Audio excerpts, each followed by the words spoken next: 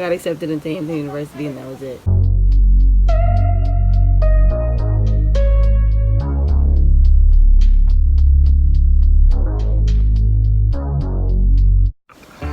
What's up, guys? It's your girl Deja D, and today I'm going to be giving you all my tips and tricks on how I picked my school, what my SAT score was, what my ACT score was, when did I take my test, and just everything revolving the college application process, well, my college application process, how I picked the school I was going to.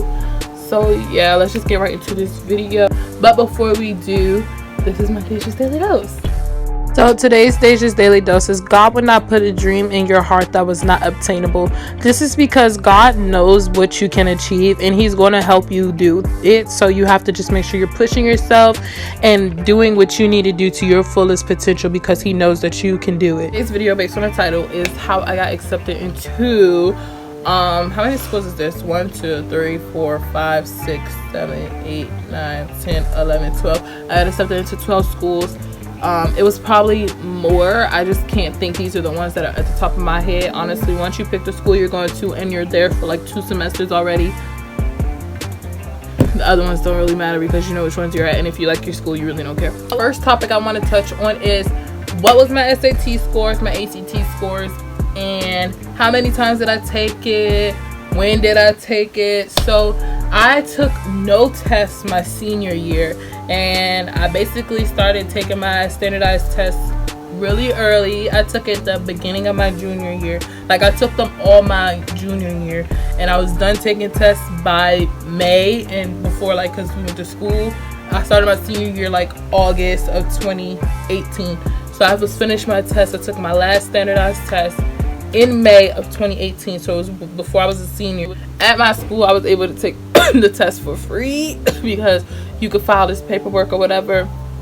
Anywho, so I took the SAT the first time October 2017, and I took it the last time May 2018.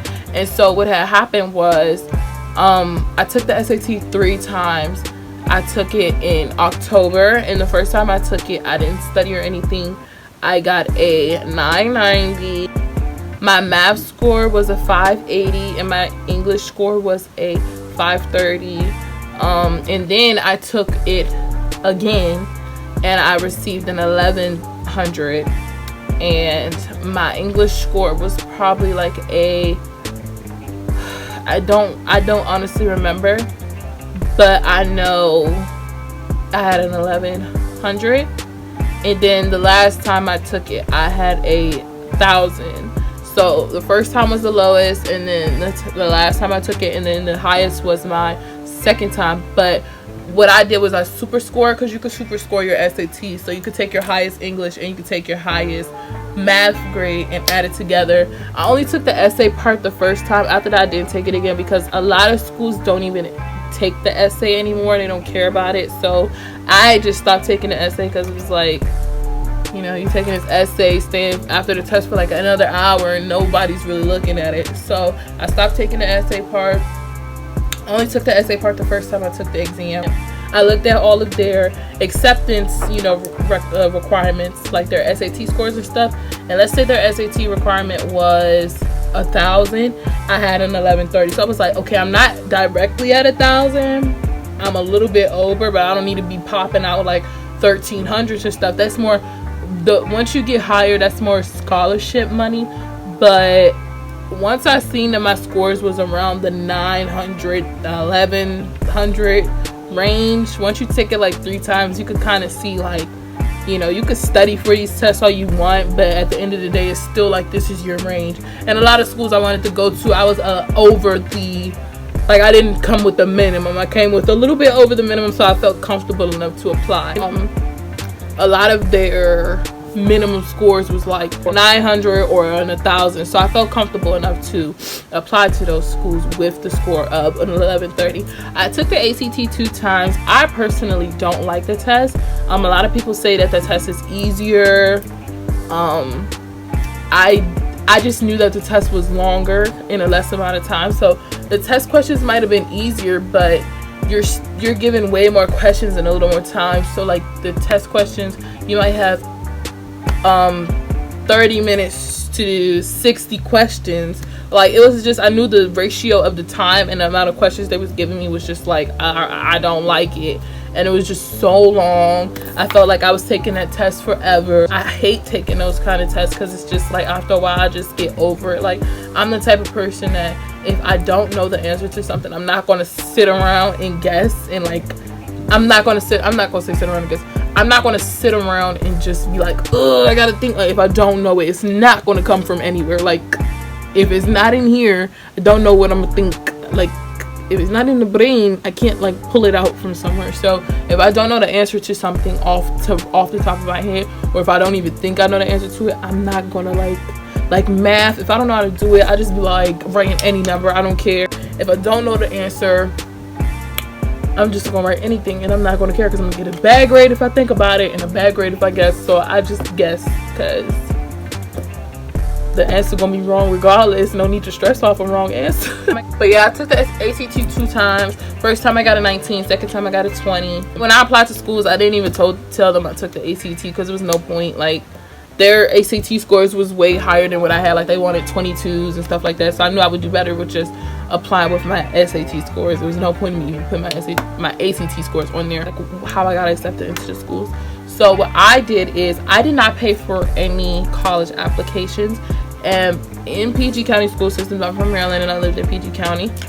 So in PG County school systems, you can apply for free and reduced lunch. And I don't want to like spill the beans, but my mother set it up to where we was able to get free and reduced lunch. She finessed the system. So I ain't gonna tell you my mama's name because my siblings still go to school. So yeah, period. Y'all gonna have to do your own research. But by then, if I get that much exposure, y'all gonna be cutting a check and I'll be able to pay for their food. So I don't care. But anyways, if you qualify for free and reduced lunch, you can get waivers to apply for colleges. And you can get waivers to take the standardized test. So I took the ACT for free. I took the SATs for free. They give you 2 ACT waivers or 2 SAT waivers. So even if the school gave you another waiver, the SAT website won't let you apply. Like, you can only do it twice. You can only use the waiver twice. So the third time I took the SAT, my mom paid for it. But they give you 4 college application fee waivers. So you can apply up to 4 colleges for free. So if you're in the PG County area and you're watching this you're watching this video, I suggest you talk to your guidance counselors about that, because I was able to apply to 4 colleges for free. So I used that on colleges that I knew I would never see at like none of the on-site admissions. So schools like Morgan, Bowie, you know, schools that always came to my on-site admissions things in the area, I didn't use those for. But schools such as North Carolina A&T, like schools that I wouldn't really go to or see that often at on-site admissions, I used my waivers for those. So I'm gonna name off the schools on my list that I have that I got accepted to. I got accepted to Howard, I got accepted to VCU, Maryland Eastern Shore, A&T, Norfolk, Radford, Spelman, Morgan, Towson, Coppin, Bowie, and Hampton. Honestly, those people who apply to like 50, 60, 70 schools and be pressed to say they got accepted into 70, 80 schools, I don't know how, like, what is the point? A lot of these schools I would have never applied to. The only reason I applied is because they were either on-site admissions and it didn't hurt me to go over there. You know, you have your options, it's free, you don't have to pay for a waiver, you're right here. I have hella transcripts, hella like copies of my SAT scores, hella resume, like I got all this stuff with me. I'm already here, so I might as well go to your table. But if I have to pay, like if you're paying for all of these college acceptance, all of these applications, that's unnecessary. You can only go to one school. Why do you need 7 acceptance letters? That's just doing too much at that point. They sent me a standard of I got accepted into Hampton University and that was it. You're lying. Well, that was only because there's no school I applied to. You only applied to them? Aren't you a lucky sucker? That's gonna be popping. You should do a color lipstick. I don't even know where I was because they came in. Oh, I think I was talking about how many college applications. But yeah, if you're in the PG County area, you should really check with your guidance counselors. They might even look out for you if you don't qualify for the free lunch and just give you them. I know a lot of my friends, they still got them even though they did not qualify for them. So that is a good thing. So just check that out. They're very loud in the hallway. Dorm life, don't you love it?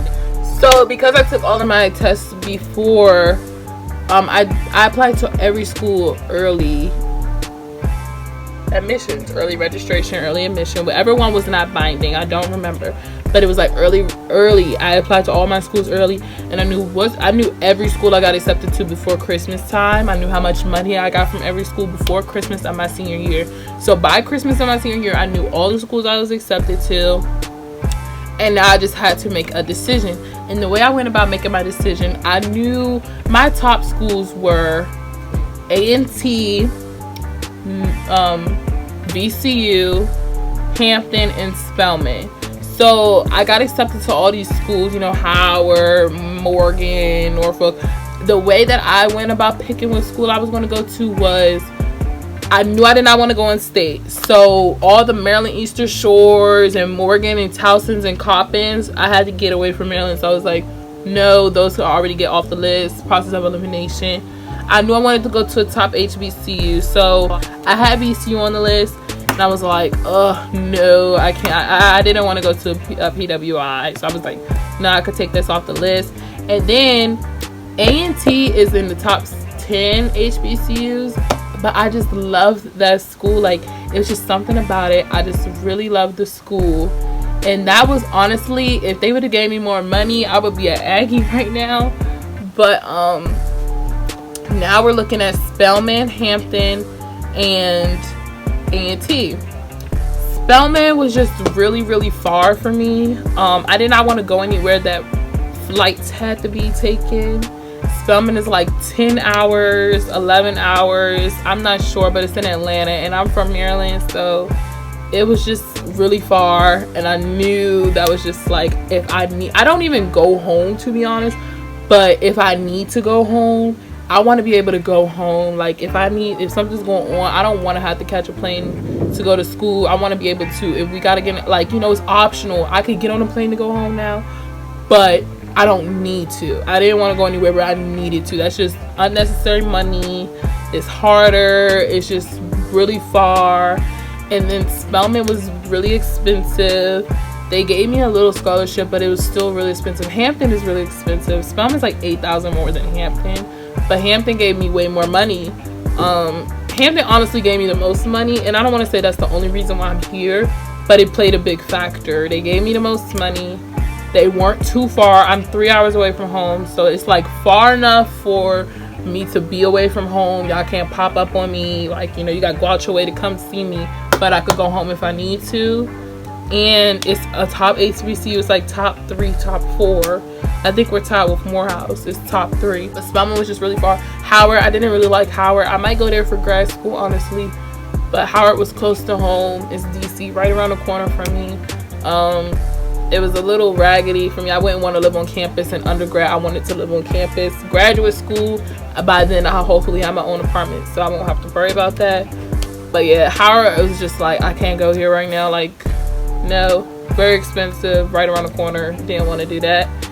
So A&T threw me the least amount of money than everybody. They gave me my money, but like, they told me I was accepted early, but they gave me my money last. Like, it's no reason why I applied early and didn't know how much money you were giving me until April.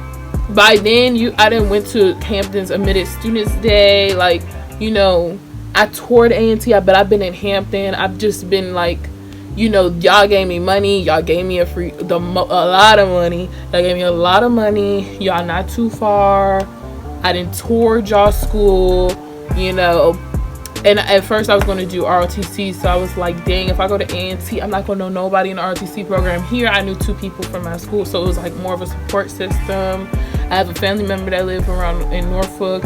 It was just, Hampton was more, it's not a real big school. A&T is huge. It is a party school. Hampton's more focused on academics. It's really strong on academics, and I don't go to A&T to tell you, but I just know that this is more of a chiller environment for me. It's not a really big campus. It's not small.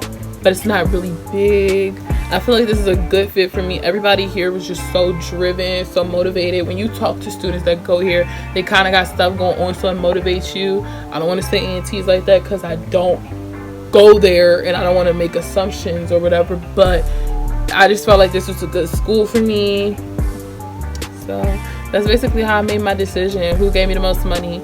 I didn't want to go nowhere super far. A&T was kind of in the middle of nowhere. Hamptons is kind of in the middle of nowhere, but it's like city. It's like Norfolk City, Newport News, Hampton City.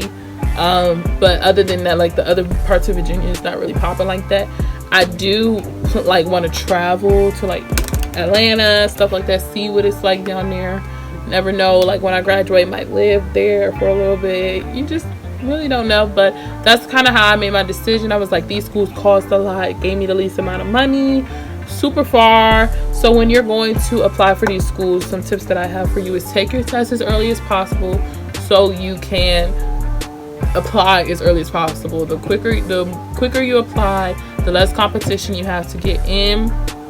When you're applying to schools, as soon as the application open up, you know, it's not that big of a competition. It's basically like this. So this is your application, and it's sitting on their desk with probably like 5 others. So it's like, oh, okay, cool, she could get in.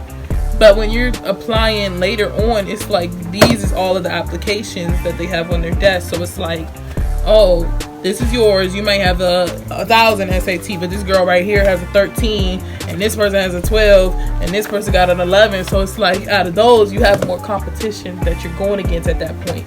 So it just makes it a lot harder for you to get in. It's a lot more complicated. So I just recommend you be on the table with the 3 people. So overall, if you have any more questions about like my college, like how I got into college, how I picked the schools, any questions about Hampton at all, I know Hampton 24 is out there. They're picking their decision.